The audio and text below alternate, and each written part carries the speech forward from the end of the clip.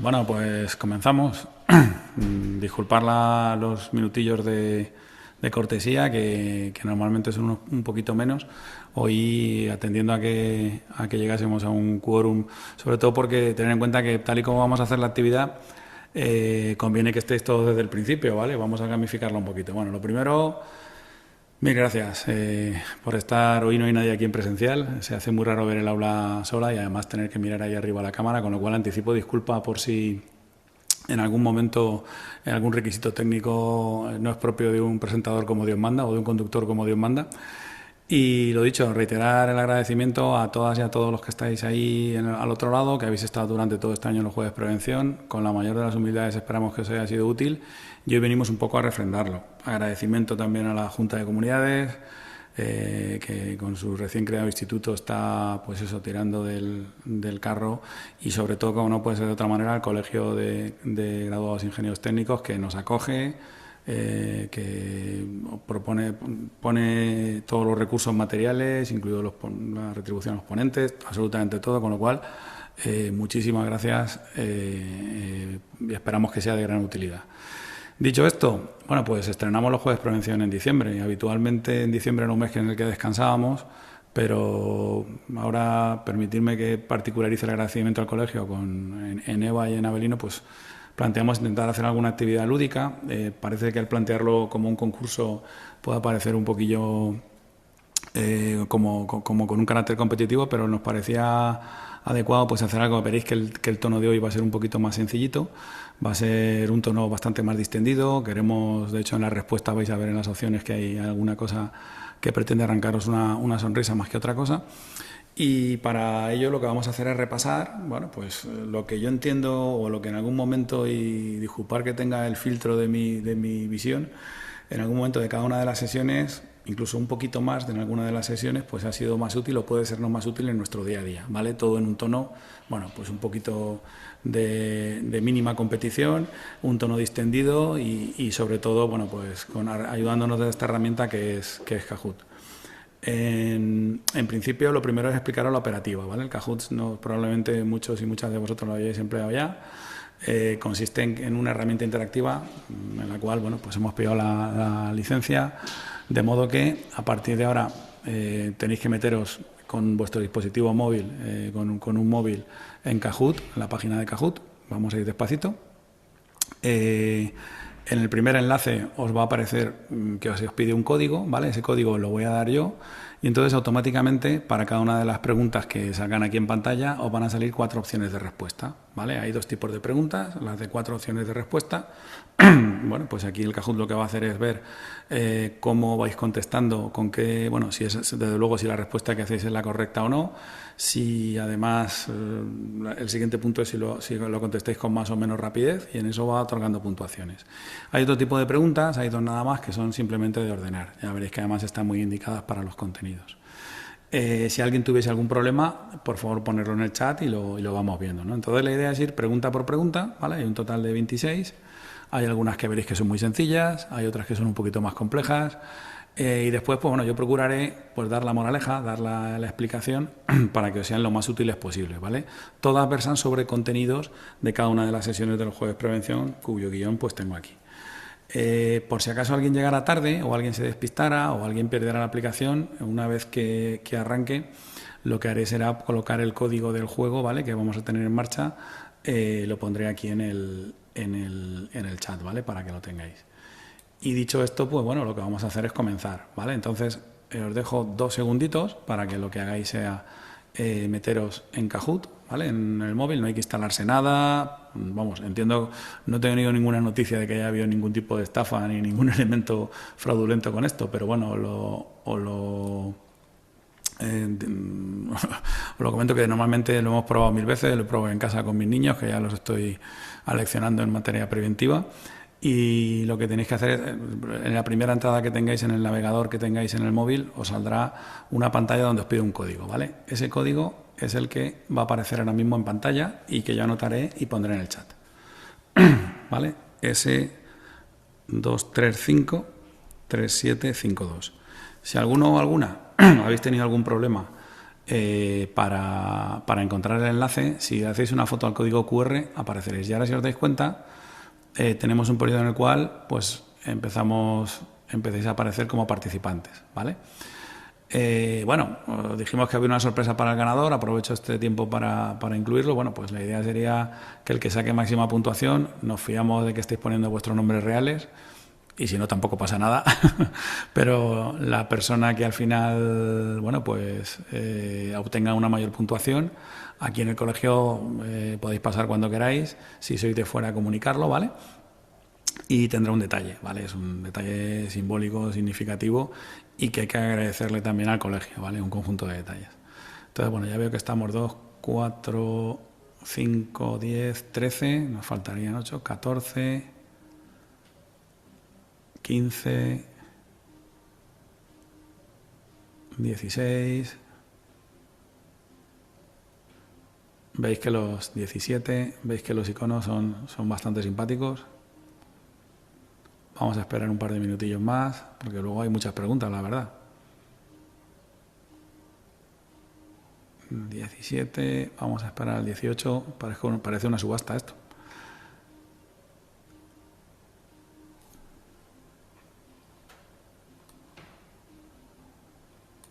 Bueno, creo que nos hemos estabilizado en 18, probablemente haya 3... Mira, pues es que podéis incluso interactuar, ¿vale? Bueno, nos hemos estabilizado en 18. Yo lo que voy a hacer es poner el código aquí y comenzamos.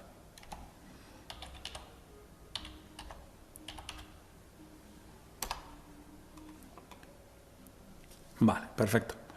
Pues nada, comenzamos. Antes de empezar, bueno, pues como os he dicho, vamos a hacer un repaso de todos los juegos de prevención, de todas las ediciones. El primero que tuvimos fue el 30 de enero.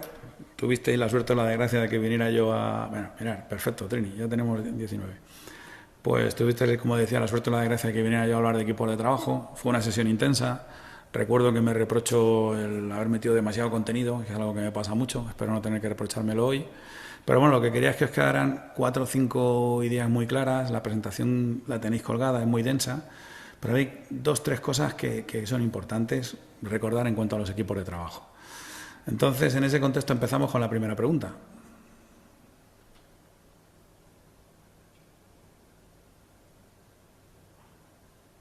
Veis que esto tiene su misterio, ¿eh?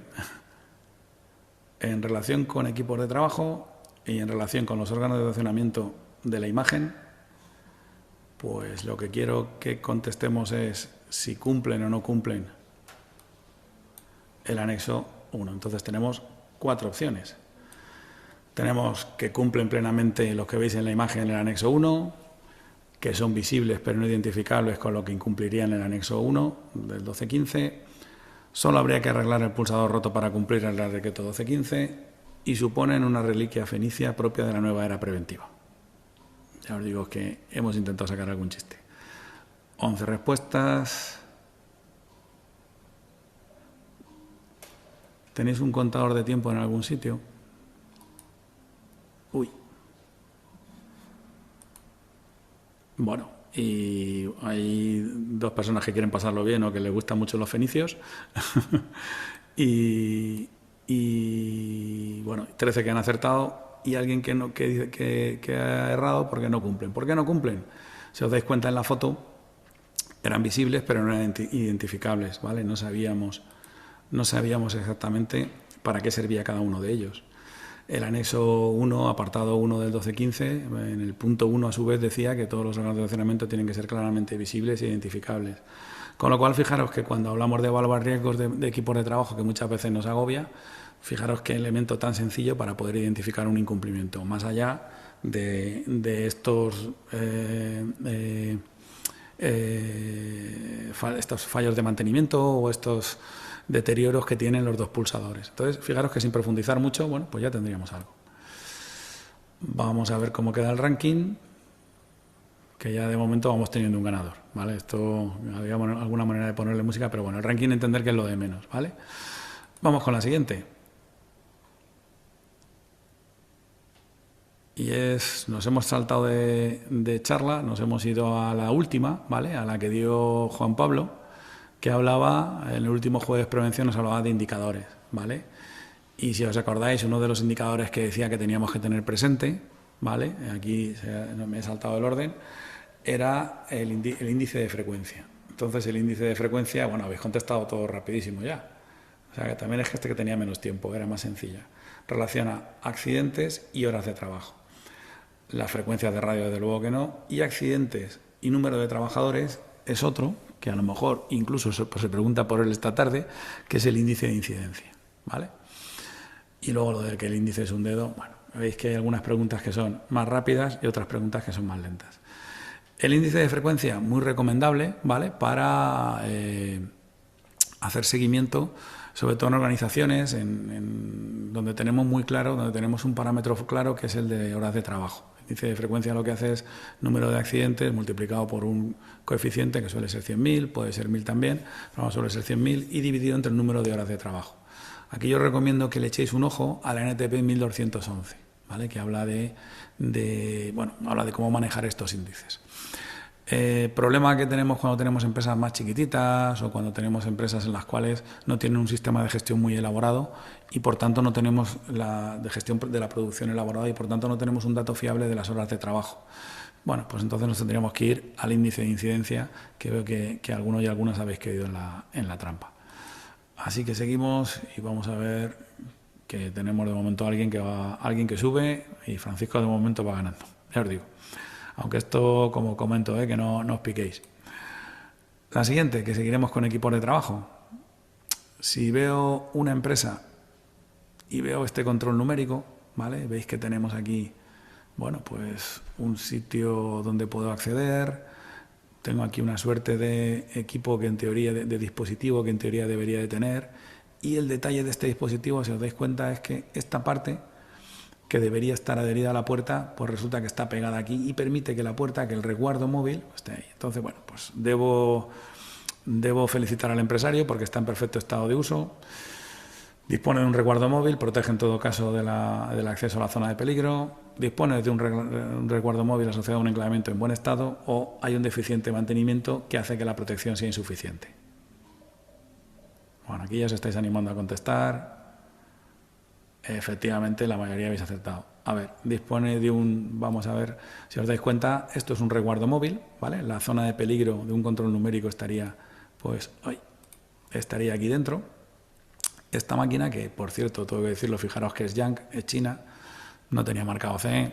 Esto ya lo hablamos el día de la charla. Acordaros que el marcado CE es una fuerte presunción de que cumple con el anexo 1 del 1215, pero en realidad no exime de que nosotros como técnicas y técnicos tengamos que revisar el equipo para ver que cumple, ¿no? Entonces, bueno, en este caso el elemento de protección que tiene para cumplir el anexo 1 apartado 1.1 del 1215, que es que no debe haber riesgos por elementos móviles, el elemento móvil estaría en esta parte por donde yo estoy moviendo la lupita, es un resguardo móvil asociado a un enclavamiento, ¿vale? El enclavamiento es como una especie de interruptor, ¿vale? Que tiene como dos partes. Esta parte que quien sea, no hemos cogido huellas.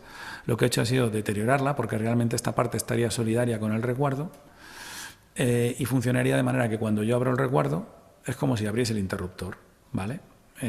Bueno, pues fijaros que si yo esta parte la tuviese pegada a la puerta, la máquina no se podría poner en marcha. ¿Qué se consigue cuando se anula esto? ¿Qué es lo que se ha hecho? ¿O había un deficiente mantenimiento que ha hecho que esta parte se rompa, esta de aquí? Pues que este elemento se queda metido dentro del órgano de enclavamiento y la máquina entiende que el resguardo está cerrado y por tanto se pone en marcha. Entonces teníamos un sistema de seguridad que era un resguardo móvil asociado a un enclavamiento que cuando estaba abierto no permitía que la máquina se moviera, pero un déficit de mantenimiento o un sabotaje, vamos a decirlo así, pues ha hecho que no funcione. Con lo cual, bueno, pues como el que tiene una tía en Granada, que ni tiene tía ni tiene nada, ¿vale? Aquí no tiene nada. Y fijaros, el hecho de incluir esto es también para que veáis que a simple vista, sin tener un grandísimo conocimiento de dispositivos de seguridad, es relativamente sencillo el detectarlo y, por supuesto, incluirlo tanto en la evaluación de riesgos como en la planificación de medidas preventivas, ¿vale? Así que, pues nada, este era. Vamos a ver cómo va quedando la clasificación. que va y tenéis que apretar un poquillo a Francisco, que si no se descuelga, ¿eh? Pero bueno, ya vais subiendo por aquí. Seguimos. Otra cosa en cuanto a máquinas. ¿Cuál de los esquemas de enclavamiento? Esta es difícil, ¿eh? ¿Cuál de estos esquemas de enclavamiento no permite un burlado fácil del mismo? Aquí tenemos una imagen A, una B, ahora la explicaré más despacio, la opción A, la opción B. Seguridad privada, según dice la NTP, tenemos que tener a alguien de Prosegur que nos esté vigilando que no se nos anule, o ninguna de las dos. Esta es complicada, ¿eh? Aquí me está empezando a pitar el oído malo de que probablemente estéis echándome mala fama. Por eso se deja más tiempo. Si os dais cuenta, en la imagen A, con el resguardo cerrado, se vence la resistencia de un muelle, de manera que cuando se abre, vale, opción B, que es la correcta, ¿vale? Si os dais cuenta, como decía, este es el principio, si os vais a la guía técnica, ¿vale?, de acción mecánica positiva, que es un concepto que cuando lo lees por primera vez, por lo menos a mí, paradójicamente se me ponían los pelos de punta, los pocos pelos que tengo, ¿vale? Ya prometí hacer un poquito el payaso hoy, porque estamos en Navidad, hay que reírse y la prevención con risa entra, ¿no? Luego eso intento yo en todas las docencias que imparto en todos los foros en los que estoy. Entonces, si os dais cuenta, en la imagen A, en ambas imágenes tenemos dos posiciones, ¿vale? Un resguardo cerrado y un resguardo abierto. Y tenemos un interruptor, que es el que estoy señalando ahora con el cursor, que abre o cierra en función de que el resguardo esté abierto o esté cerrado. Como es lógico, cuando el resguardo está abierto hay una situación de riesgo y entonces este interruptor se abre. La imagen no es súper pulcra, pero he puesto esta a conciencia porque es la que viene en la NTP, es la que se reproduce también en la guía técnica y por tanto entiendo que es la que veréis para aprender, que es para lo que estamos aquí todos, el que más yo. Bueno, pues este resguardo se abre, cuando el resguardo está abierto, este interruptor se abre por efecto de este muelle, ¿vale? Pero claro, ¿qué pasa si yo quiero simular que el resguardo está cerrado? No quiero engañar. ¿O qué pasa, que es lo más habitual, si se rompe el muelle? Bueno, pues que yo puedo tener la puerta abierta, ¿vale?, el resguardo abierto, y como el muelle está roto, tener el interruptor cerrado, ¿vale? Por esto es un enclavamiento que no sigue el principio de acción mecánica positiva. El principio de acción mecánica positiva consiste en que tiene que haber un elemento material impenetrable, ¿vale? Algo que es, duro como voy a exagerar, duro como el acero, algo material, no dependemos de un efecto físico como puede ser un muelle o como puede ser incluso, si me apuro, otro tipo de dispositivo, que hace que asegura que solo se puede cerrar el circuito, es decir, solo puede estar la máquina en funcionamiento cuando la situación sea segura.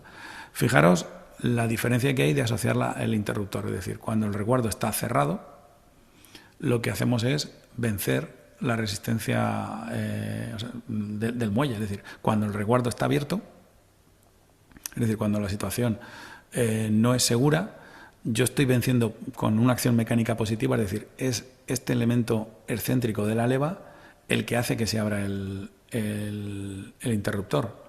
¿Qué pasaría si se rompe el muelle? Bueno, pues en todo caso que yo cerraría el resguardo y la máquina no se pondría en marcha, porque como el muelle estaría roto, bueno, pues no subiría el interruptor, ¿vale? No ascendería.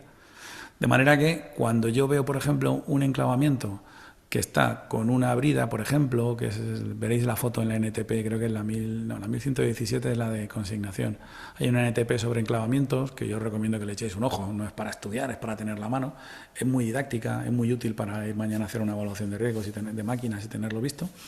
Pues cuando nosotros vemos que hay un interruptor que está engañado con una brida, quiere decir que no tiene una acción mecánica positiva, ¿vale? En este caso, ya os digo, cuando yo tengo el resguardo abierto, es imposible que, salvo que rompiéramos el vástago este eje, o salvo que lo picáramos, es imposible que esto suba hacia arriba y que se cierre y la máquina se ponga funcionando, ¿vale? El muelle, la resistencia del muelle se vence, pero como si dijéramos hacia la seguridad. Y el muelle no está accionando un elemento de seguridad, lo que está haciendo es accionar la máquina en caso de que tengamos la posición segura, ¿vale? Si se rompiera insegura, si se rompiera el muelle, lo peor que podría pasar es que la máquina no funcionara. Pero ojo, si se rompe el muelle yo tengo el resguardo cerrado. Mientras que si lo tengo abierto da igual cómo esté el muelle. Esto empuja directamente hacia abajo, ¿vale? Espero no haberme enrollado mucho. Me enrollo mucho porque es algo que habitualmente cuesta un poquito de ver. Pero bueno, pues ya lo tenemos, ¿vale? Vamos a ver ahora. Perfecto. Seguimos entonces. Continuamos. Continuamos para acabar ya con el primero de los juegos de prevención, ¿vale? Y tenemos una sierra, ¿vale? Por aquí sale el disco de sierra, tenemos una palanca de accionamiento, ¿vale? Y la idea es, oye, esta palanca de accionamiento, qué bien colocada está, sería la primera opción, es óptima, evita riesgos ergonómicos. O, bueno, mira, la palanca no es una buena elección, es imprescindible un mando bimanual. Fijaros en imprescindible. Está mal colocada, puede provocar un accionamiento involuntario, ¿vale? Y bueno, al ser una palanca como la del Barça que no les ha dado problemas, no quiero yo desvelar aquí mis colores, pero bueno, como es una palanca, pues no dará problemas, ¿no? Bueno, a ver qué pensáis. Esto, independiente de lo que accione, sí que os digo que accione. Y fijaros que aquí atrás, por abundar un poquito, hay un mal llamado mando bimanual. Esto, bueno, se lo puso en su día su empresa. Esta es una foto que ya pusimos en el Kahoot. Y efectivamente está mal colocada. Un mando bimanual, bueno, pues podría, en cuanto a riesgos ergonómicos, no tenemos datos suficientes. A ver, esto parece que estamos ya en modo oposición, aquí justificando cada una de las preguntas. En este caso no había nada de los fenicios, que habéis contestado al principio. Yo esperaba que alguien lo contestara también por ahí, igual que antes. La palanca, en cuanto al mando bimanual, bueno, pues sería a lo mejor conveniente, pero no es imprescindible, ¿vale? Habría que ver, no tenemos datos suficientes, ¿vale? Si bien entenderme que esto no tiene el rigor que pueda tener una oposición, no estamos aquí viendo de todo, ¿no? Y lo que sí es cierto es que, si os dais cuenta, accionando un elemento está colocado de manera que alguien involuntariamente le podría dar con la cadera y podría accionar un elemento peligroso que, como os digo, es una sierra que se ve por aquí, ¿vale? Perfecto. Bueno, Francisco, no te duermas, que joder, es complicado hacer chistes. Ahora entiendo a toda esta gente que hace shows así en diferido, lo graba y le cuesta hacer chistes por cuando no hay gente, cuando no hay público cárnico, como dicen en Nadie Sabe Nada. Bueno, con esto acabaríamos. Ya veis que hemos visto ahora bastantes preguntas en relación con el primer jueves de prevención de enero, ¿vale? A partir de ahí viene uno que yo creo que nos fascinó. Desde aquí vuelvo a felicitar a Ana Delicado, que sabéis que vino a hablarnos de inteligencia artificial. Si alguno de los que estáis hoy presentes en casa siguiendo la pantalla no lo visteis, os lo recomiendo. No fue algo que yo creo que en coherencia con lo que venía a trasladarnos, y es que la inteligencia artificial no es un fin en sí mismo, sino que es un medio. No era algo que cuando entramos en el aula, todo lo que nos comentó tuviera una utilidad finalista, es decir, una ChatGPT, Gemini, Copilot no nos van a hacer una evaluación de riesgos, pero por contra sí que nos dio muchísimas herramientas que en un sector como el nuestro, donde tenemos tan poquito tiempo en muchas ocasiones, bueno, pues hay que analizar muchísima información. Bueno, no podéis imaginar ahora con algo que parece tan nimio como el Real Decreto de las Empleadas del Hogar, como estamos ahí, por ejemplo, en la delegación, analizándolo, viéndolo. Bueno, pues teníamos una serie de herramientas, ¿vale? De las cuales, bueno, pues vamos a hablar. Hay dos preguntillas, un poco testimoniales, pero bueno, sobre todo era un poquito lo que sí nos indujo es a decir, oye, probar, escarbar, tratar, comparar entre ellas. Nos dijo los pros y los contras.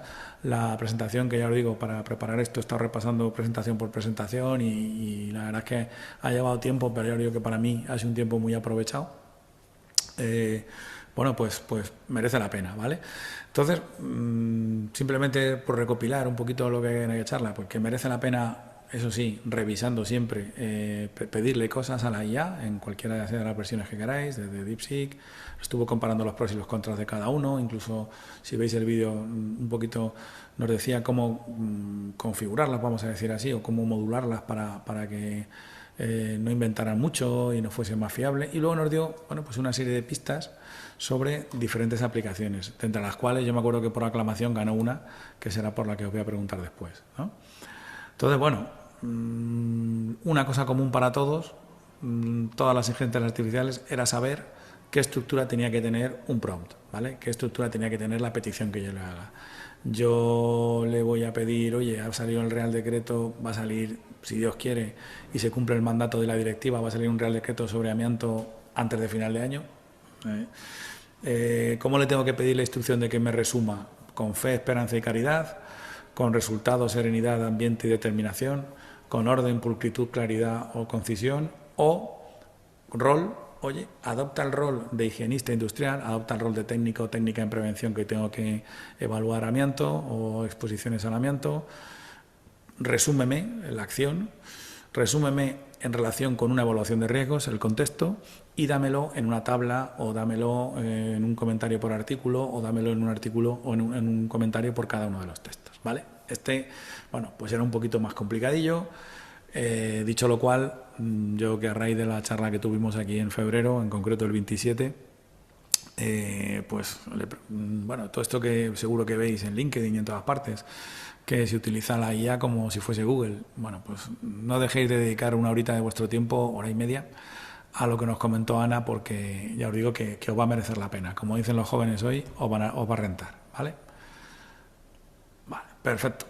Continuamos con otra. Y de entre las aplicaciones que nos dijo, hubo una que ganó por aclamación, como os decía antes, ¿vale? Que era Napkin. Por supuesto, voy a dedicar un tiempo a deciros que no tengo absolutamente nada que ver con el equipo de Napkin, ni vendo Napkin, yo creo que incluso era gratuita. Yo, aparte de las inteligencias artificiales habituales, es la que más he empleado, ¿vale? Porque te convierte, bueno, casi digo la respuesta. Hace algo que a los prevencionistas que muchas veces tenemos que vender, entre comillas vender, no me refiero a cobrar en el sentido fenicio, me refiero a vender ideas, a convencer a gente. Pues hombre, no es que sugiera normativa de prevención en función de una imagen, esto incluso Ana nos demostró que lo hacía casi que cualquiera, ¿vale? Ojo, siempre hay que repasar, esto es como lo del cortar y pegar que tanto nos acompaña a muchos perfiles profesionales y al nuestro también. No es un asistente de redes sociales, no es de recetas veganas, seguro que a mí no toca cámara, doy menos volumen ahora, llevo 15 días a régimen. Mentira, espero que alguna sonrisa se haya arrancado en casa, desgraciadamente no lo puedo comprobar. Vamos, y desgraciadamente tampoco tenemos la dieta del prevencionista, aunque la verdad es que nos comemos muchos marrones, sí que ha entrado el chiste, o eso espero. Y lo que hace a Napkin, que incluso hicimos aquí la prueba y yo recuerdo que aquí nos quedábamos todos maravillados, era convertir elementos de texto en textos, incluso párrafos, en elementos visuales, ¿vale? De alguna manera, cuando le dabas el contexto, simplemente con cortar y pegar, automáticamente te sugería en diferentes formatos. Entonces, por un lado, cuando digo de vender ideas, entenderme, antes no quería contextualizarlo por no dar pistas, no estamos hablando de que vayamos a ser comerciales de nada, ¿no? Pero sí, me refería a que en muchas ocasiones tenemos que hacer procedimientos de trabajo, tenemos que hacer instrucciones, tenemos que hacer atractivo un contenido que es un poquito árido, incluso para las propias formaciones, incluso para formaciones internas que hacemos para compañeros. Sabéis que si hay una profesión autodidacta somos nosotros, que tenemos que digerir, siendo técnicos, tenemos que digerir un montón de documentos jurídicos. Bueno, pues Napkin ya os digo que vamos, mi mujer ya os digo yo que no es programadora y no es la dueña del algoritmo de esta gente, no tengo ningún tipo de interés, pero me costaba poner esta pregunta por eso, porque nosotros intentamos no recomendar nada, aunque hay muchas veces que las soluciones comerciales nos ofrecen una medida preventiva que es óptima y cuesta no referirse a una solución comercial. Pero bueno, he entresacado eso porque tampoco quería de alguna manera perturbar la competición con preguntas que fuesen demasiado de otro género, ¿no? Dicho lo cual, bueno, pues os recomiendo que volváis a ver o que tengáis por lo menos cerquita el link de ese vídeo, ¿vale? Bueno, y además se agradece que hayáis acertado esta, bueno, porque va solo los que estuvieseis aquí, prácticamente, hombre, los que conozcáis Napkin lo ibais a acertar. Bueno, la siguiente tenía que ver ya con investigación de accidentes. Aquello fue una sesión súper interesante, un poquito anárquica, la verdad, pero bueno, un poquito lo que pretendíamos era más que, o que se pretendió, la dio mi compañero Miguel Hernández, lo que se pretendió más que dar soluciones mágicas, marcar una serie de pautas y sobre todo daros una herramienta, ¿vale? Entonces, ¿qué accidentes hay que investigar? solo los que causen baja, los que no causen baja, los accidentes en misión o todos los referidos. Bueno, esta ola deja votando. Sabéis que el artículo 16.3 habla, otra cosa es lo que se haga de facto. El artículo 16 viene a decir que cuando hay un daño para la salud se tiene que investigar. No dice un daño para la salud con baja, sin baja, un daño para la salud, ¿vale? Y luego, por otro lado, bueno, pues aquí me podréis a lo mejor impugnar la pregunta, porque bueno, accidentes con lesión, sin lesión, un incidente, un accidente blanco. Bueno, por otro lado, lo que completaba que fuese el color verde el que acertara, pues era el hecho de decir que tener en cuenta que en coherencia con lo que nos dijo Juan Pablo, y por eso he adelantado la pregunta antes, nosotros lo que necesitamos es información. Esa pirámide de Heinrich, esa proporción de Taillibert, que parece que no se repite, pero se repite, ya os digo yo, os he contado muchas veces en la anécdota de que yo hay veces que de manera ilusa, y me ha pasado ya un par de veces, hemos pasado periodos en el ámbito del que yo tengo más información que es Albacete, donde se han pasado 12, 14 meses sin accidentes mortales por causas materiales, con lo cual decía, bueno, es esperanzador. Y de repente nos viene un sopapo de realidad y vienen 8 accidentes, 7 accidentes graves y 2 mortales. Es decir, esa pirámide que tiene la base de incidentes, luego un poquito más estrecho accidentes leves con baja, luego un poquito más estrecho accidentes potencialmente graves, luego graves y luego mortales, esta se cumple siempre. Con lo cual, cuanto más información tengamos de cualquier tipo de accidente, muchísimo mejor. Y luego, tener en cuenta una cosa, que hay que distinguir culpa de responsabilidad, de prevención. Culpa lo asociaremos y después hablaremos de la charla magistral que nos dio Ramón Sánchez Melgarejo, el fiscal. Bueno, pues normalmente el culpable está asociado a un juicio. Responsable es el empresario. Pero vamos a verlo desde la perspectiva que nos gusta, por una vez. Nosotros estamos aquí para evitarlo. Nos pasamos muchas horas trabajando para evitar la culpa y para evitar la responsabilidad. Y permitirme el lujo de que dediquemos 10 minutos a decir, bueno, yo es que lo que busco es evitar el accidente, yo trabajo para la prevención. Últimamente en prensa se ve mucho, y no quiero ponerme yo que parezca aquí político ni nada de esto, pero se ve mucho, es que los responsables son los empresarios, los responsables son los trabajadores, los responsables son los mandos intermedios. A ver, vamos a quitar eso de quiénes son los responsables y poner quiénes podrían haber evitado el accidente. Vamos a hablar en modo de prevención. Y lo que más evita un accidente, seguro que en los que habéis visto últimamente, es conocer, bueno, qué podría haber, anticipadamente cuáles son las circunstancias que han hecho que el accidente se dé, ¿no? Y para ello hay que investigar pues prácticamente todos. En misión, tener en cuenta que en misión tiene una doble, también tenía que ponernos alguna trampa, una doble vertiente, ¿no? Una sería la del accidente que en desplazamiento hacia un sitio donde se va a realizar otro trabajo, ¿vale? En horas de trabajo. Y las normas de Delta hablan también de que en misión se consideran los que están en otro centro de trabajo en algunas ocasiones, ¿no? Bueno, esto nos teníamos que meter en Delta y no es objeto. Bueno, vamos a ver cómo ha quedado esto. Bueno, ahí hay una lucha encarnizada, ¿eh? Aquí, a ver, esto la pena es que no podamos hacer unas cervezas con o sin alcohol virtuales y vernos aquí todos en una cámara. Se lo sugeriré a Cajut a ver qué dice. Bueno, seguimos. Hay un accidente ahora, bueno, que vamos a distinguir de todas las cosas que queríamos, que era una causa inmediata y una causa básica, ¿vale? Y porque veíamos que se confundían mucho en las investigaciones de accidentes. Entonces, bueno, aquí veis una carretilla elevadora que va marcha atrás, se masca la tragedia, en un momento para, viene otra que va marcha adelante, pero con nula visibilidad, y al final impactan.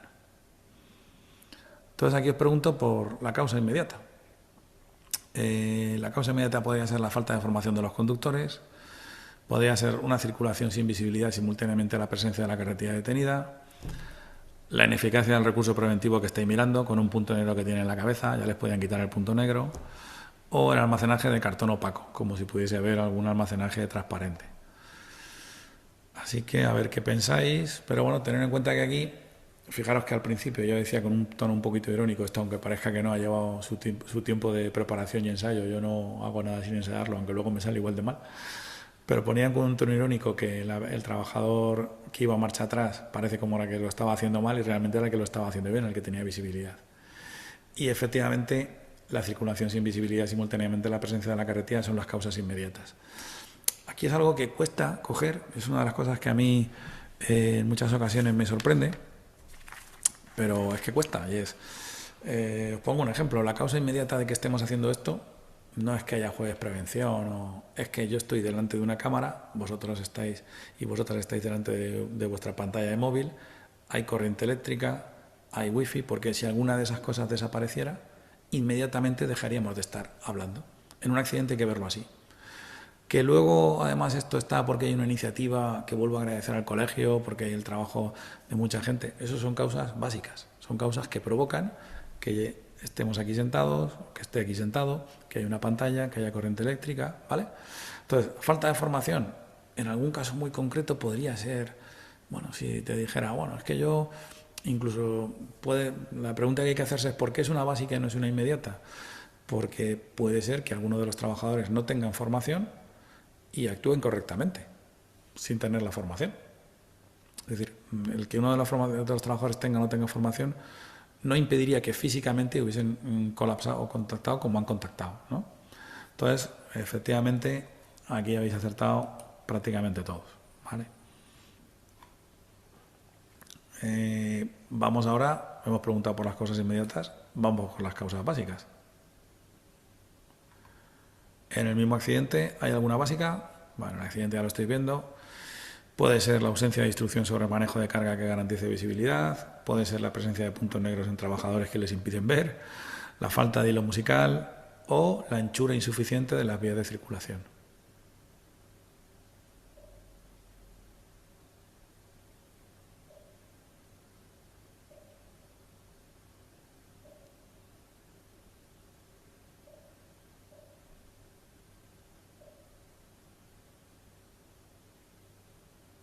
Bueno, espero que estéis pasando un rato relativamente agradable dentro de que esto es prevención.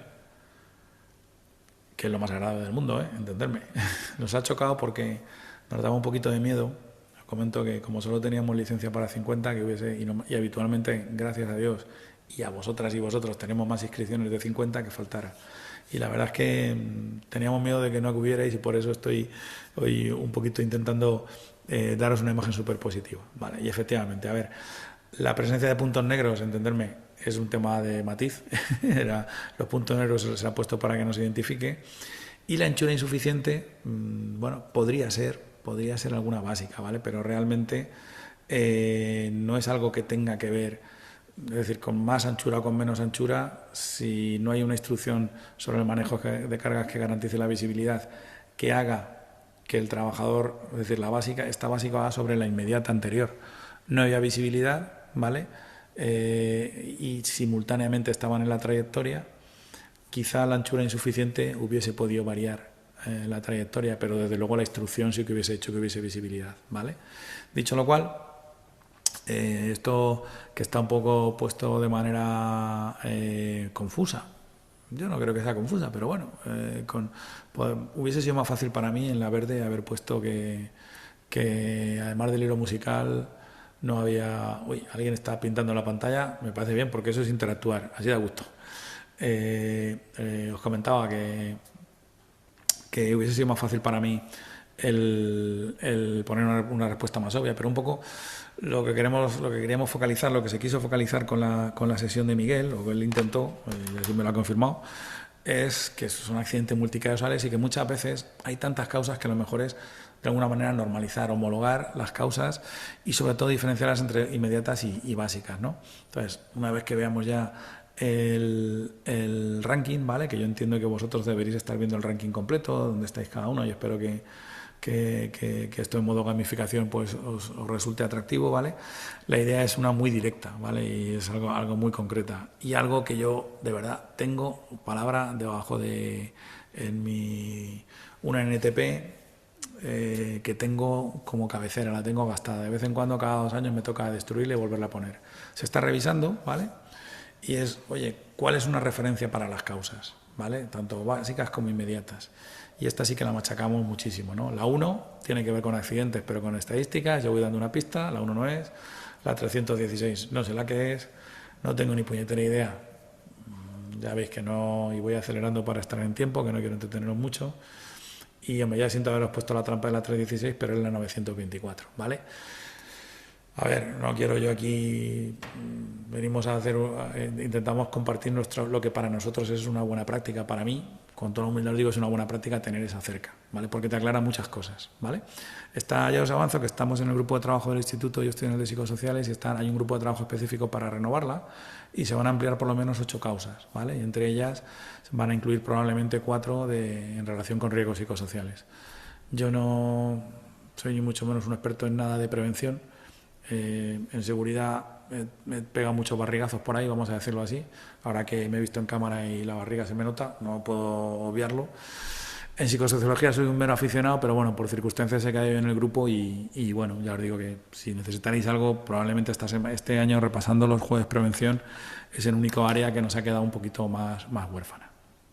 Bueno, pues acabamos en marzo con investigación de accidentes y cogimos abril con algo poco corriente, los chistes intentan, que es la electricidad, ¿vale?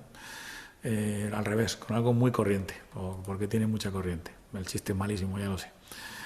Así que en ese contexto, bueno, pues vino un subinspector, ¿vale? Intentamos también que en los perfiles, y podéis postularos como ponentes en cualquier momento. De hecho, lo que enriquece esto, ¿vale? No hay aquí los jueves de prevención pretenden ser muy participativos.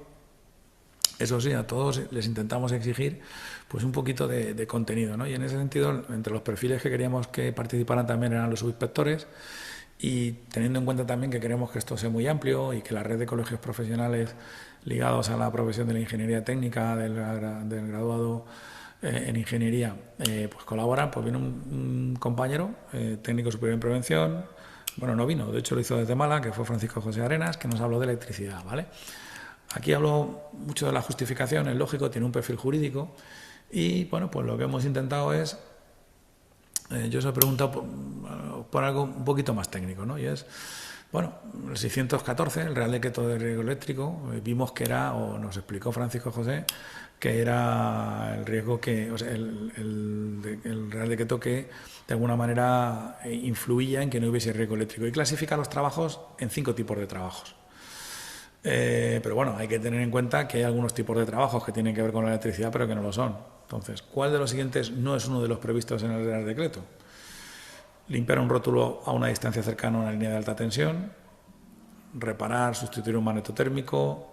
Bueno, efectivamente, a ver, cambiar un fusible con la corriente accionada, bueno, acordaros que el 614, y esto es algo que entenderme, yo sí que creo que tenemos que tener muy claro si hacemos evaluaciones de riesgos de cualquier tipo de centro de trabajo, ¿vale? Una cosa es la instalación eléctrica que hay, se tiene que regir de acuerdo a su normativa específica, sobre todo en cuanto a condiciones de instalación y a inspecciones periódicas. Acordaros, bueno, pues por ejemplo, instalaciones industriales de más de 100 kilovatios tienen que pasar su inspección periódica, locales de pública concurrencia tienen que pasar su inspección periódica, ¿vale? Bueno, y además de eso, de que esa inspección periódica nos va a asegurar que tienen los elementos de protección del ITC BT24, además de eso, cuando hay un trabajo de características eléctricas, bueno, pues el 614, yo ya os digo que tengo que decir con mucha humildad, agacho la cabeza, que electricidad copie en la carrera. Espero que no esté mi profesor por ahí, pero espero que sí que esté Jesús Martínez Córcoles, que fue de que me copié sin que él se enterara, ¿eh? El fraudulento soy yo. Ahora ya esto lo tenemos que borrar del vídeo. Ahora me quiero imaginar que aquí os estaréis riendo un poquito. Bueno, a lo que voy, que yo, ajeno a lo que es los trabajos eléctricos, sí que tengo que conocer, como prevencionista, que hay 5 tipos de trabajos, que me discrimina además el 614. Los de toda la vida, trabajos sin tensión, bueno, las 5 reglas de oro, de esto no os voy a decir nada que ya sepáis. Trabajos en tensión, bueno, sería el cambiar el fusible con la corriente accionada. La sustitución, no sabemos si en tensión o sin tensión, de un magnetotérmico sería uno de estos 2 trabajos, depende si tuviésemos una tensión dada, siempre en lo posible sabéis que hay que trabajar sin tensión. Y luego tenemos maniobras, ensayos, mediciones y verificaciones, que sería intervenir en una instalación para ver cómo está, o bien quitar el estado energético de una instalación, sería maniobra. Limpiar un rótulo a distancia es un trabajo que no tiene como fin la instalación eléctrica, pero si está cerca de una línea eléctrica de alta tensión, sería un trabajo en proximidad, ¿vale? Sobre esto sí que tenemos que tenerlo, porque tener en cuenta que prácticamente en la zona en la que nos encontramos, saludo a Marcelo de Huesca, que lo he visto y me da mucha alegría que creo que esté por ahí, Hay mucha gente que, perdona que no salude a todos, ya lo he hecho mal otra vez, si es que no puede ser. No, el protocolo online no lo llevo bien. Pero entenderme, estamos en un país y en concreto en una zona donde tenemos mucha explotación agrícola y muchas líneas eléctricas aéreas. Es importante que revisemos, si tenemos en alguna evaluación trabajos agrícolas, que se consideren los trabajos en proximidad, ¿vale? Y el único que no es un trabajo derivado del 614 es colocar estanterías. La bobina de cobre sí, son cables, pero eso es un almacenaje, ¿vale? No es un trabajo eléctrico, ¿vale? Con lo cual, como casi siempre habéis acertado prácticamente todos, ¿vale? Y vemos que, bueno, que aquí hay un baile de tener en cuenta que esto, el algoritmo imagino que me dirá también. Bueno, seguimos con el riego eléctrico. Vamos a ver qué tipo de trabajo es este.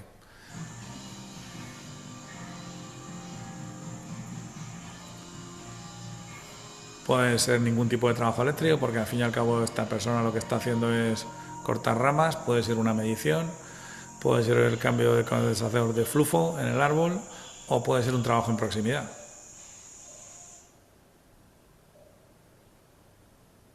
Si queréis que lo pongamos otra vez, pero bueno, yo creo que lo tenéis prácticamente todos y todas. Me dejo un poquito más de tiempo.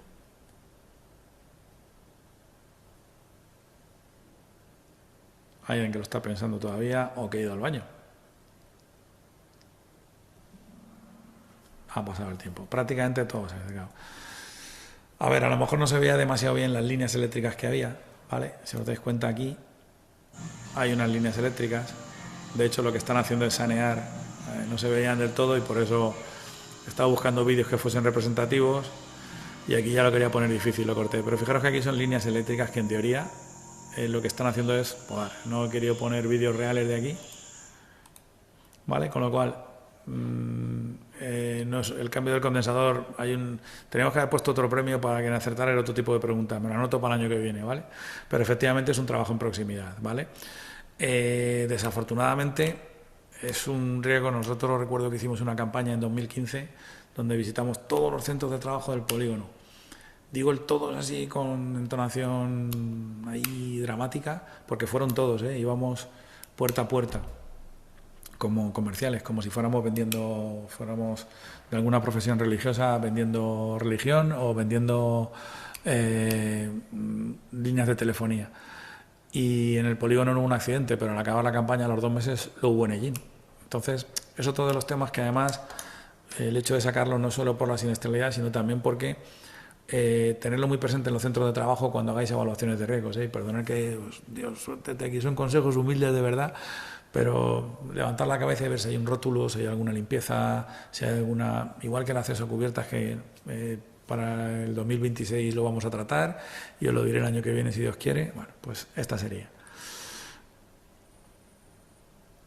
Bueno, perfecto, y aquí va viendo, bueno, aquí hay una competición sana. Bueno, ahora es puzzle, ahora vamos a cambiar, ya es, bueno, en un trabajo sin tensión, ahora lo que queremos es que ordenéis paso a paso. Fijaros que lo tenéis bastante sencillito, porque ahora lo que entiendo que os estará pidiendo que ordenéis en el móvil y que pongáis por orden las diferentes pasos que hay que dar y por el orden correcto. Esto yo creo que es de primero de prevención, pero ojo, se olvidan cosas, a mí se me olvidan, ya lo digo.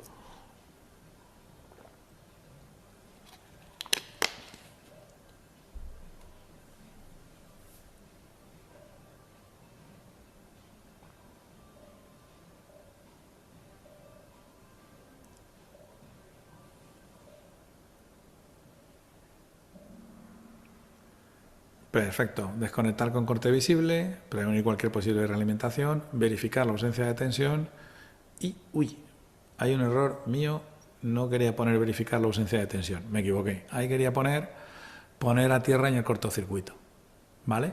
Al final, por si veis algún tipo de error, bueno, os tengo que dar 500.000 puntos a cada uno. Es un error en la respuesta. No sé si aparecía en la otra, en el quiz aparece bien o no. Pero bueno, este es el problema de que mis hijos, que son los que han practicado esto conmigo, lo pasamos también bien, no sepan el anexo 2 del Real Decreto 614. La idea que sería que la última, al azul, se referiría a poner a tierra en el cortocircuito. Y acordaros, primero siempre se pone las partes de tierra, ¿vale? Yo conecto a tierra y después conecto a la instalación y no al revés. Fijaros que siempre estoy buscando un hipotético fallo, ¿vale?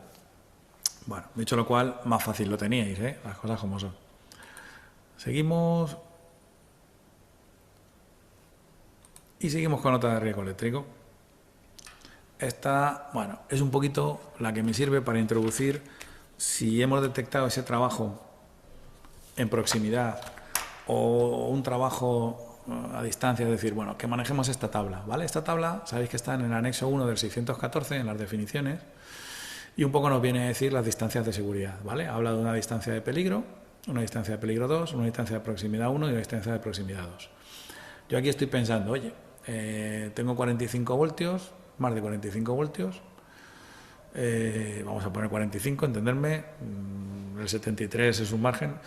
Oye, tengo que medir una distancia con una pértiga o con un tipo de trabajo solo de 73, o de 73 y un poquito menos, o de 73 y un poquito más, o con una escoba limpia me vale. Yo creo que está la cosa relativamente sencilla, efectivamente. No menos un margen de seguridad, aunque a lo mejor lo habéis entendido o yo me he explicado mal, el menos un margen de seguridad sería 73 centímetros, pero me acerco. No, al revés, lo que se busca es 73 y más. Ese margen de seguridad es por algún movimiento intempestivo que yo pueda hacer, algo que se me caiga, pierda el equilibrio, ¿vale? Y bueno, volviendo otra vez a la tabla, si estuviésemos hablando de un trabajo en proximidad, bueno, pues la idea sería manejar dos tipos de distancias, ¿vale? La de peligro 1 se referiría a que hubiese algún tipo de sobretensión por rayo. Fijaros que es una distancia más larga, ¿vale? Por ejemplo, para 20 kilovoltios son 72 centímetros y la 2 son 60, es decir, se supone que si hay sobretensión por rayo, eso implica que hay una humedad en el ambiente que hace más fácil que haya un arco y por tanto lo que hago yo es separarme más, ¿vale? Y luego la distancia de proximidad 1 y de proximidad 2, en la preparación de un trabajo en proximidad, bueno, se refiere a la posibilidad de delimitar con cierta exactitud, la distancia, en cuyo caso es más chiquitita, sería la proximidad 1, y si por contra no puedo, bueno, pues la proximidad 2. A ver, estamos viendo mil cosas en poquito tiempo. Una de las virtudes que han tenido este año todos los jueves de prevención es que hemos sido muy, salvo yo, que me pasé el primer día, hemos sido muy respetuosos con el horario, pero sabéis que, y si no lo sabéis os lo digo yo, que tenéis mi correo, me tenéis localizado, para cualquier elemento de estos que queréis que ampliemos, pues perfectamente lo podemos. Lo digo porque ya estoy viendo que tengo que empezar a correr, que las preguntas ya veréis que son más sencillitas a partir de ahora.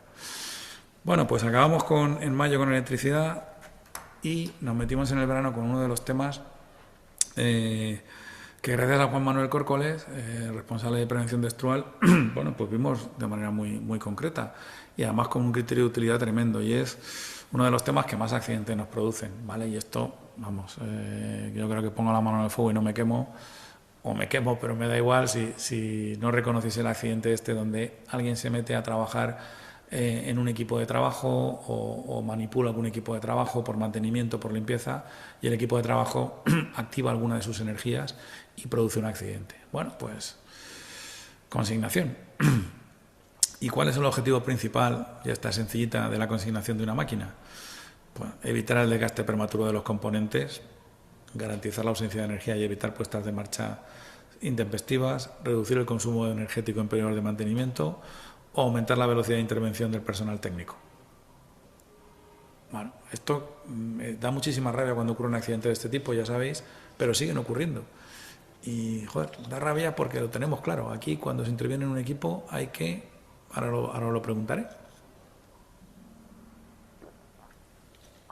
Consignar implica quitar todas las posibles fuentes de energía, ¿vale? Ojo, todas.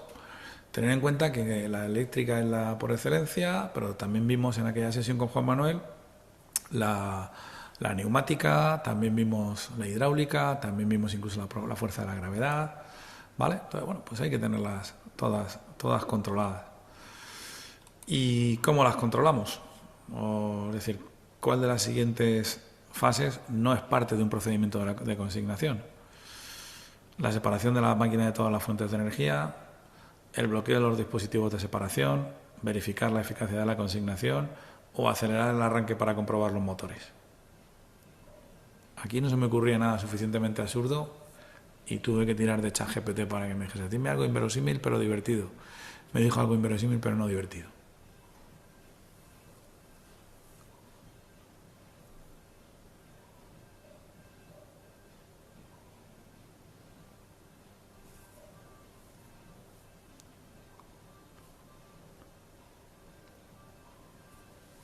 Fijaros que, y lo voy diciendo porque acaba el tiempo, separar la fuente de todas las fuentes, la máquina de todas las fuentes de energía, esa es parte del procedimiento de consignación, es lo primero que hay que hacer, de forma visible, ¿vale?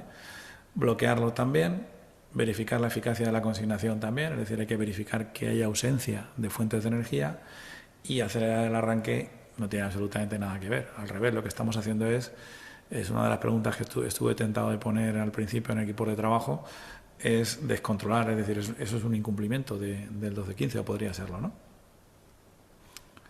Así que por aquí seguimos y vamos con la siguiente.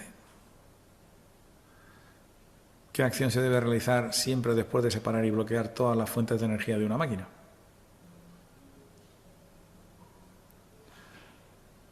Pedir autorización al fabricante para continuar, retirar los candados para comprobar el funcionamiento del equipo, verificar que no quedan energías residuales que puedan generar peligro, o activar un ciclo de prueba para asegurar que el bloqueo es correcto. Fijaros que la propia imagen nos da una pista, ¿vale? Antes se me pasó deciros algo que os lo diré ahora. Entonces, ¿qué hay que hacer siempre después de que yo quito la energía de una máquina, bloqueo que nadie la pueda realimentar y quiero empezar a trabajar? Si retiro los candados, se puede rearmar la máquina.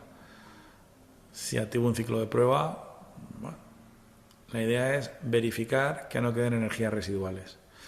El ciclo de prueba, tener en cuenta que en teoría no sería posible hacerlo porque he quitado todas las energías. La máquina no debe funcionar.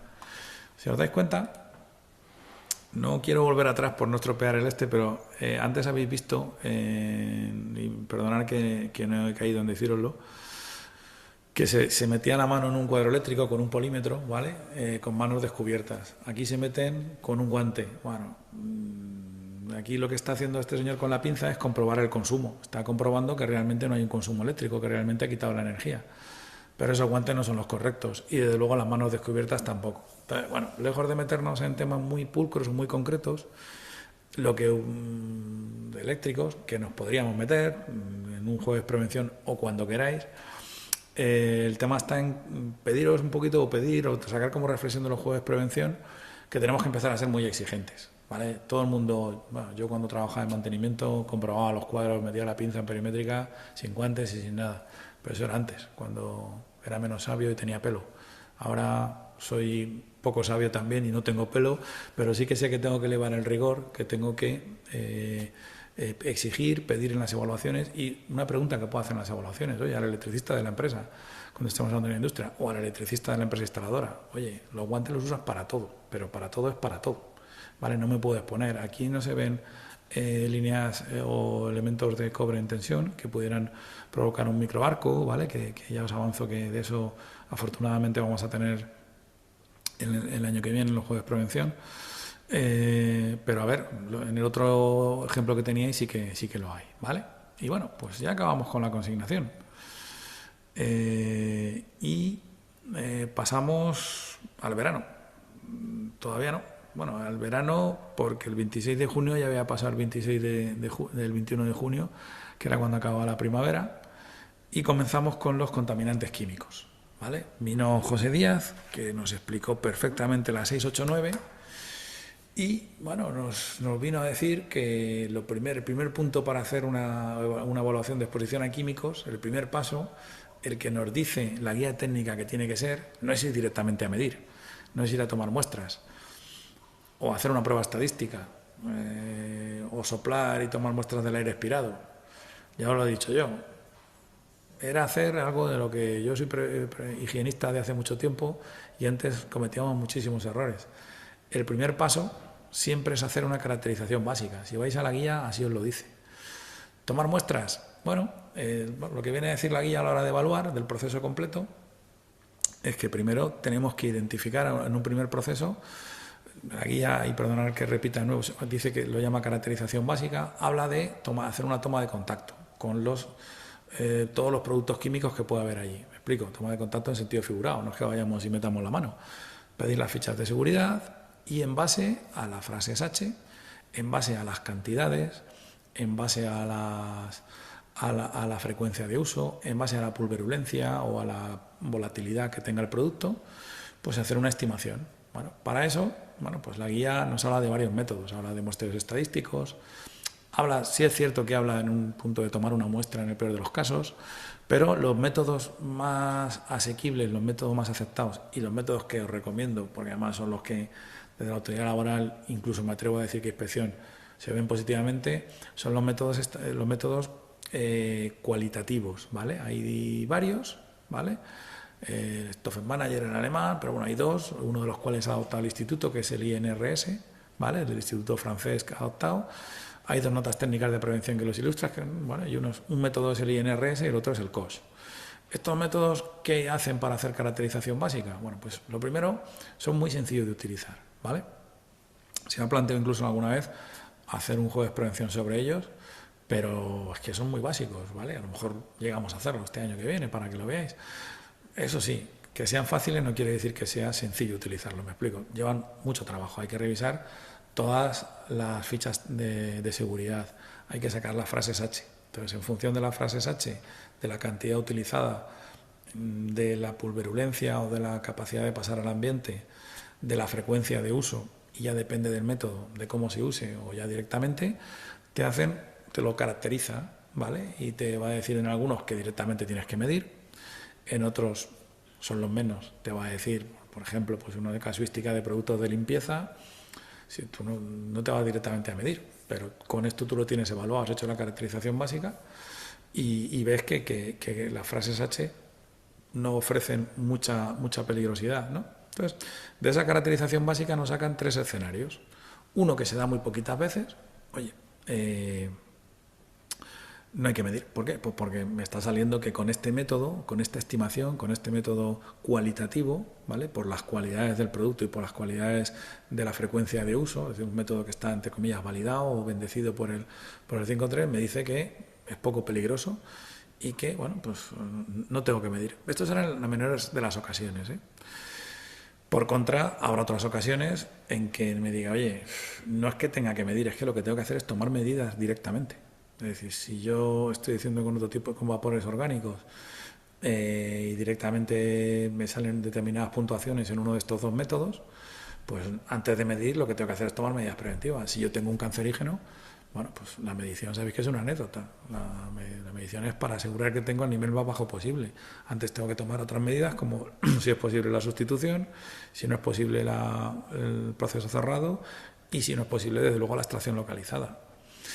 Imaginaros que estoy entre medias, que ni siquiera no es algo inocuo o casi inocuo ni un cancerígeno. Vamos a poner, pues oye, tolueno.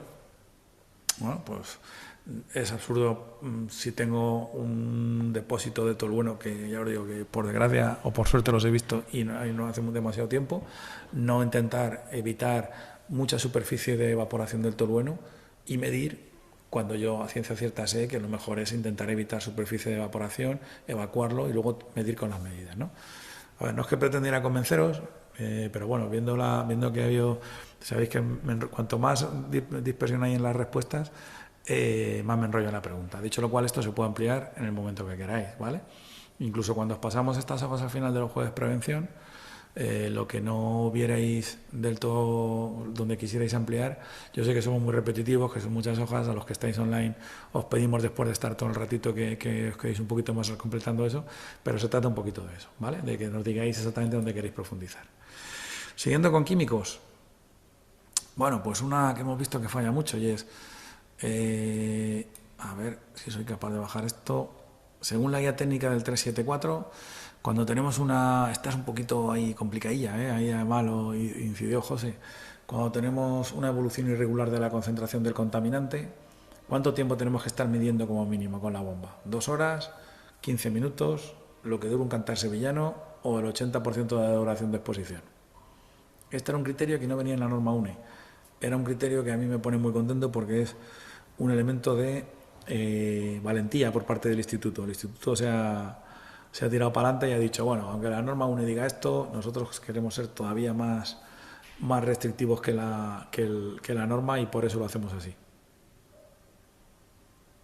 Están los que miráis habitualmente, efectivamente, el 80% de la exposición. Os advierto que un cantar sevillano también dura lo suyo, ¿eh? o no sé si se dice el dicho porque dura lo suyo, porque dura poco, ¿no? Pero bueno, 2 horas es la referencia mínima, eso de ahí para arriba. Ahí incluso puede que cumpliéramos con la UNE. 15 minutos son para comparar, que quizás os ha podido no, lleva a confusión, es decir, exposición irregular, porque pudiésemos estar hablando de exposiciones para comparar con VLA de corta duración. Quizá la pregunta se podría completar hablando de eso, de VLA-ED, pero lo que viene a decir textualmente la guía es eso, de que cuando tenemos una duración, una exposición con un aporte regular del contaminante, son 2 horas mínimo. Cuando tenemos una exposición de duración de aporte irregular, es un 80% de la exposición, ¿vale? De la duración de la exposición. Esta sería, ¿vale? Y aquí va viendo, bueno, bailes en la clasificación. A mí me gustaría verla toda, no sé si en la configuración lo podré hacer. Luego además tiene aquí una puntuación de que cuando las haces seguidas todas, te puntúa más. Bueno, y esta sí que hay que sabérsela sí o sí.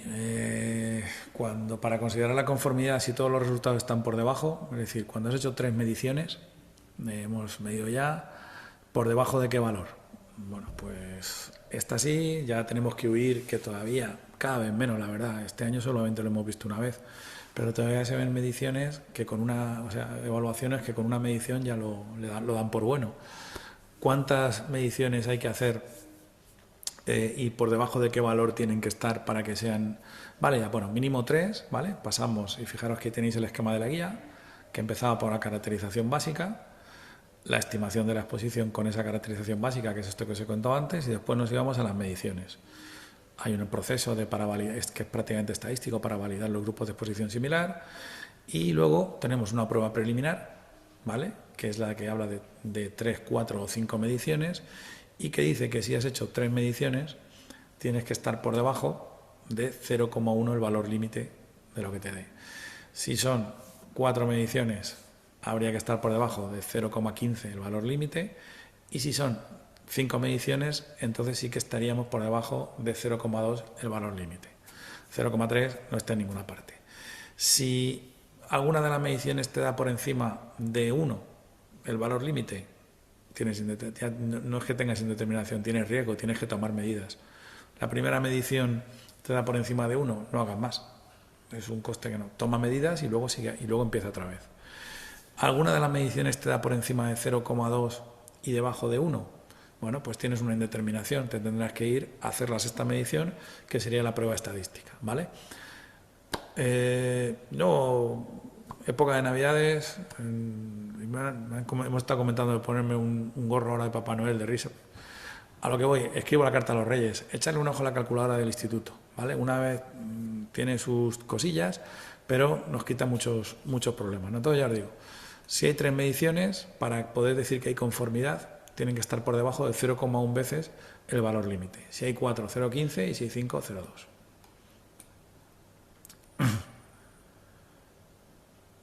¿Vale? Y continuamos, y aquí hay una clasificación, bueno, potente. La pena es no tener aquí, joder, a ver si me avisan y me dicen que me ha tocado la primitiva y reparto aquí dinero por orden, ¿eh? No hay sorteos a estas horas. Bueno, y cambiamos a lo que, bueno, fue todo un logro, traer aquí al fiscal. Bueno, aquí, el fiscal no, el teniente fiscal de Castilla-La Mancha. Tener en cuenta que bueno, es un puesto importante, importantísimo. Tengo que agradecérselo porque, como es lógico, bueno, pues la agenda, no os podéis imaginar, Francisco Ramón Sánchez Melgarejo, las horas que echa, vamos, las que yo detecto que echa, y hombre, fue un lujo tenerlo aquí con nosotros, y más guardando un equilibrio, porque a ver, tener en cuenta que esto que es un tema jurídico que se ve con ojos técnicos, los técnicos estamos acostumbrados. Esta pregunta está puesta adrede aquí porque fijaros con qué rotundidad hemos dicho antes, 0,1 VLA. 0,1 es ni más ni menos, es eso. Pero porque es un aspecto técnico, químicos, concentraciones, peso entre volumen, concentración. Nos metemos en el ámbito jurídico. En el ámbito jurídico nada es blanco y nada es negro. Ya no me voy a meter por poneros un ejemplo de ilustrarlo, yo no me voy a meter en tema penal porque no soy experto ni nada. pero por ejemplo en el ámbito administrativo, un mismo accidente, o sea, estoy hablando de una caída de una cubierta de 6 metros, una cubierta de fibrocemento que ha cedido, se ha resuelto por dos normativas diferentes y han tirado para adelante las dos. En una ocasión, cuando digo mismo accidente, son dos accidentes diferentes, pero por las mismas causas, con los mismos incumplimientos. Bueno, pues alguien consideró que era construcción y lo resolvió con un incumplimiento de 1627 y alguien, en otra parte de inspección, consideró que era un incumplimiento del 486, que sabéis que también habla de la limpieza, ¿no? Bueno, pues fijaros, los dos han tirado para adelante. Bueno, entonces, en ese contexto, se agradece que el mundo de la judicatura, aunque sabéis que tiene la misma posición que un juez, Francisco Ramón Sánchez Melgarejo es fiscal, pues se acercara a nosotros a explicarnos, bueno, pues por lo que tenemos y no tenemos que preocupar. Yo me quedo con lo último que dijo, que además fue bastante gracioso, si os recordáis, que fue, lo que hay que hacer es cumplir la ley, lo que hay que hacer es no cometer delitos, ¿no?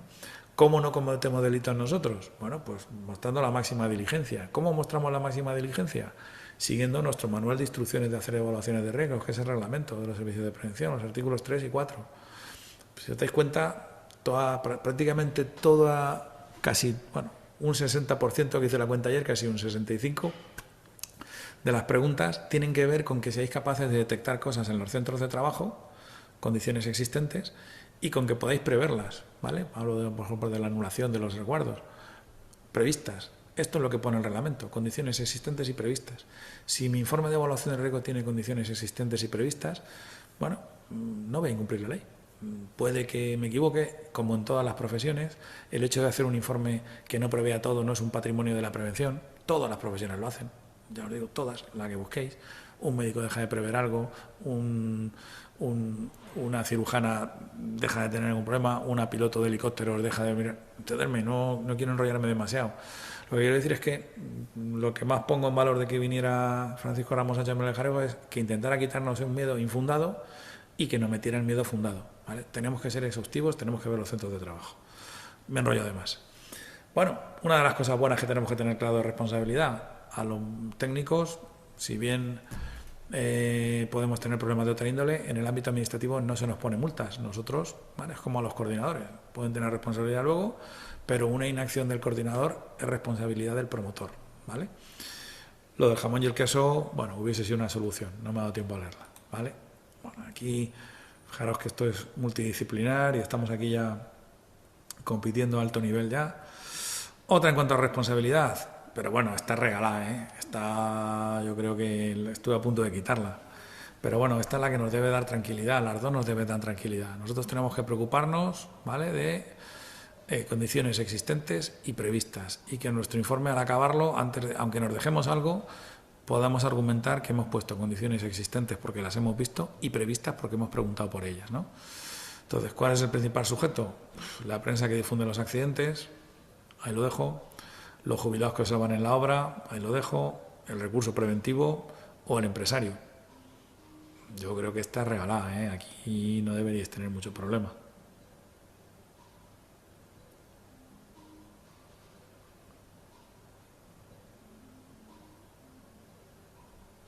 Hay alguien que estará viendo una obra, vale, efectivamente el empresario, y poco más que comentar tiene.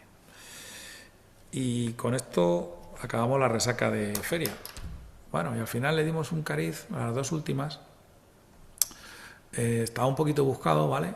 Que pretendía los dos últimos juegos de prevención, si os dais cuenta, han tenido un cariz bastante de gestión, ¿vale? Pero de gestión hemos intentado que fuese muy aplicable al día a día de perfiles de servicios de prevención ajenos y, por qué no decirlo, cada vez más de empresas chiquititas que afortunadamente veis que van incorporando técnicos. Entonces ya las últimas son casi para regalar preguntas, ¿no?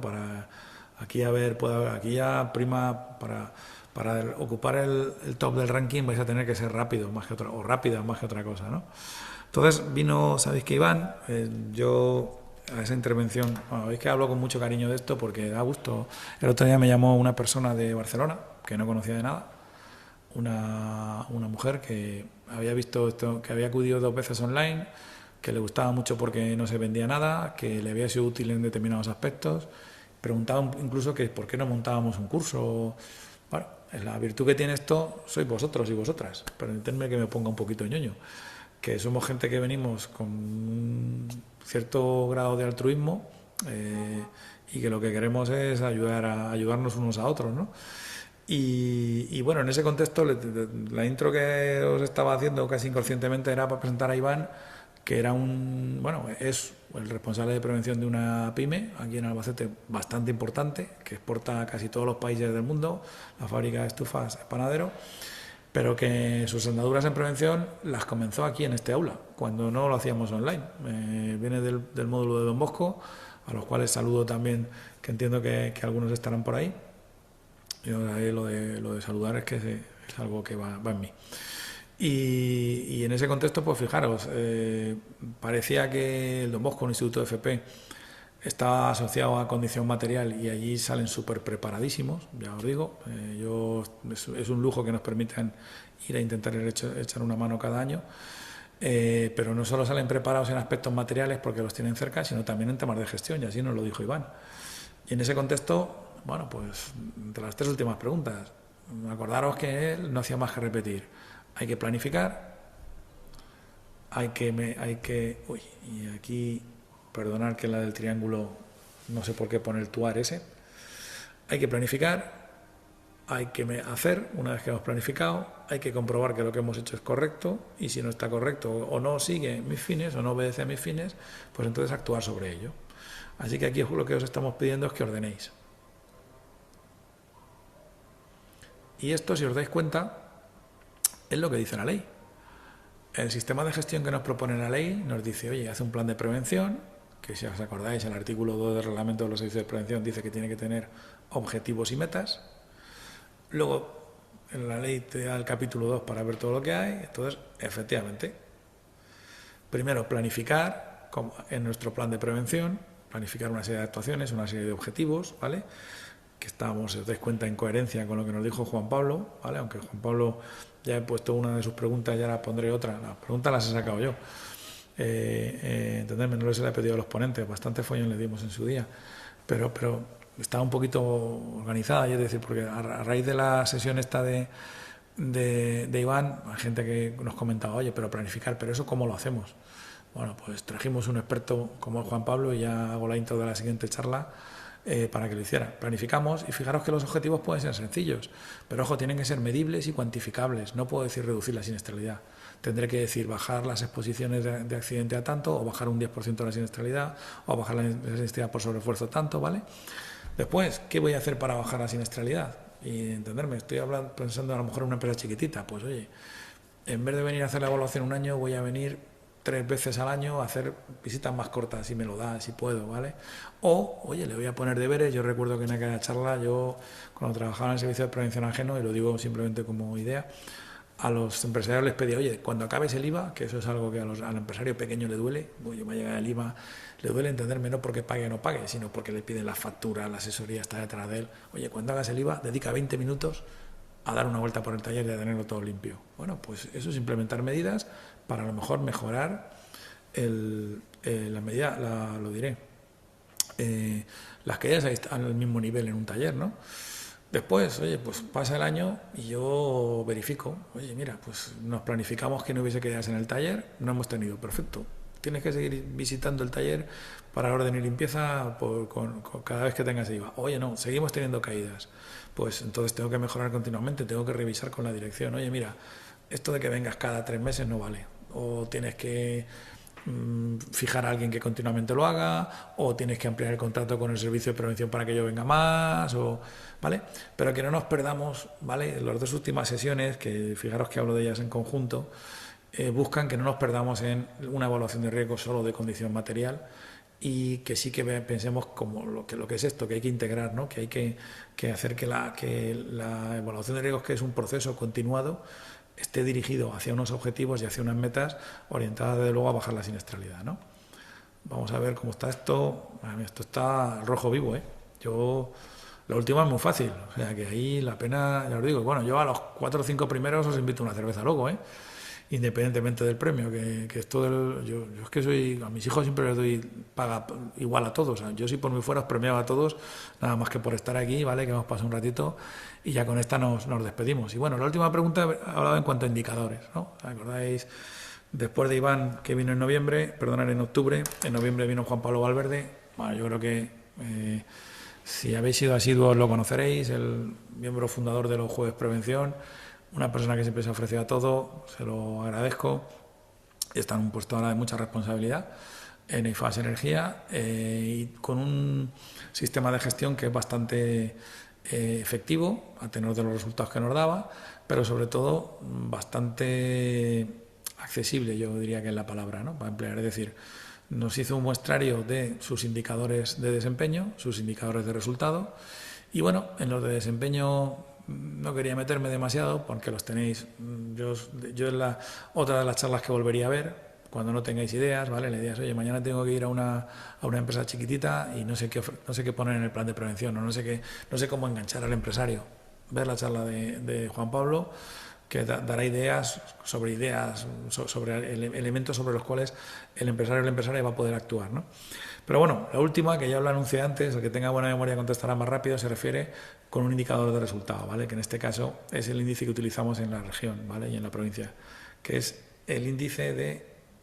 es que esta se repite, perdonad. Esta la omitimos, que es la misma que antes. Pero bueno, la dejo porque ya habéis contestado.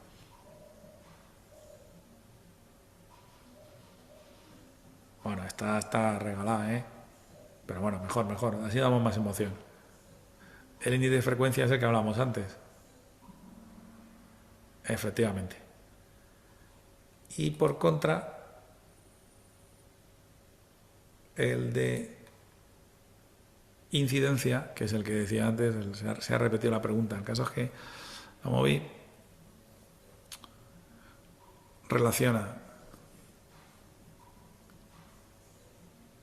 puede relacionar el número de accidentes por cada millón de horas trabajadas, el número de accidentes por cada 100.000 personas trabajadoras expuestas, el tiempo medio de recuperación tras un accidente o el número de días de baja, ¿vale? Es el número de accidentes por cada 100.000 personas trabajadoras expuestas. Si ponéis estadísticas de siniestralidad en Google, os va a salir la página del Ministerio, ¿vale? Del Observatorio de Estadística, y el índice de incidencia es número de accidentes con baja multiplicado por 100.000, ¿vale? Se puede multiplicar por cualquier otra dimensional, por 1.000, por 100, depende de si lo queréis hacer, dividido entre el número de trabajadores. Vuelvo a recomendar la NTP, la 1211, ¿vale? Que trata muy bien estos índices, pero sobre todo si queréis comparar cómo está el estado de las empresas en las que estáis trabajando con la media, bueno, pues en la página esta de estadística te hacen el índice de frecuencia, como es lógico, no lo puede determinar porque no hay un número de horas trabajado por sector o por CNAE, por Código Nacional de Actividad Económica, pero sí que hay datos de afiliación por CNAE, por Código Nacional de Actividad Económica. De manera que ahí, en esa página, tenéis mensualmente los avances, ya os digo, por CNAE, por ocupación, todos los campos que se meten en el delta, los tenéis ahí para poder comparar, ¿vale? Y este es el índice que nosotros pues manejamos a nivel de autoridad laboral, nosotros y todas las autoridades laborales de España, ¿no? Si no lo encontraréis, pues podéis acudir o mandar un correo. A mí yo creo que me tenéis localizado, si no lo daré y lo pondré en el chat y bueno, es una buena manera de pues comparar. Y parece increíble, pero voy a acabar en hora, pues simplemente con esto acabaríamos. Antes de ir al ranking, pues daros las gracias por este año, por estar aquí hoy. Son fechas complicadas, estamos cerrando el año, mucho trabajo, muchos compromisos sociales. Espero que estéis ahí también el año que viene, que ya os comienzo, que ya os avisaremos con tiempo. Os agradecemos tanto que estéis como que difundáis y también que pidáis, ¿vale? Esto no tiene sentido si no satisfacemos alguna necesidad que podáis tener en vuestro trabajo del día a día, ¿no? Dicho lo cual, yo le voy a dar al siguiente, va a salir el ranking y quien salga primero pues puede venir al colegio a recoger este detalle, que espero que sea el recuerdo de una tarde que habéis pasado relativamente agradable de 5 y 10 a 6 y media, ¿vale? Que era lo que se pretendía. Sin más, pues feliz Navidad, desearos unas muy felices fiestas, que os podáis ir de vacaciones tranquilas y tranquilos, sin que haya ningún tipo de sobresalto. Y nada, que empecemos el año con energías renovadas, con una ley de prevención renovada que nos dé más protagonismo a las personas que trabajamos en prevención, pero no por las personas, sino por la prevención. Dicho lo cual, redoble de tambores. Bien por Francisco, bien por María Dolores y bien por José, que tiene aquí un kit. Bueno, está la cosa ajustadísima, ¿eh? Bueno, yo creo que sé quién son José DL por las iniciales y María Dolores. Y a Francisco, estáis los tres invitados a una caña en el momento en que nos podamos ver, ¿vale? Francisco, no te tengo localizado, pero bueno, me lo dices por la calle que yo me lo voy a creer. Pues nada, vamos a ver. Bueno, el resumen de la sesión la tenemos aquí. Esto supongo que luego a lo mejor lo podemos incluso colgar, ¿vale? Luego lo veremos. Pero fijaros que, oye, casi todas las respuestas han sido correctas, ¿vale? Incluida la del jamón y el queso. Ya siento no poder mandaros un jamón y un queso a todos. Pues nada, lo dicho, muchísimas gracias a todos. Mira, hay agradecimiento aquí por parte del Don Bosco. Gracias José Luis, gracias Mari Carmen. Y mira, me esperan en el Don Bosco, mucha alegría. Pues nada, muchísimas gracias a todos. Gracias Pablo, que también es un asiduo.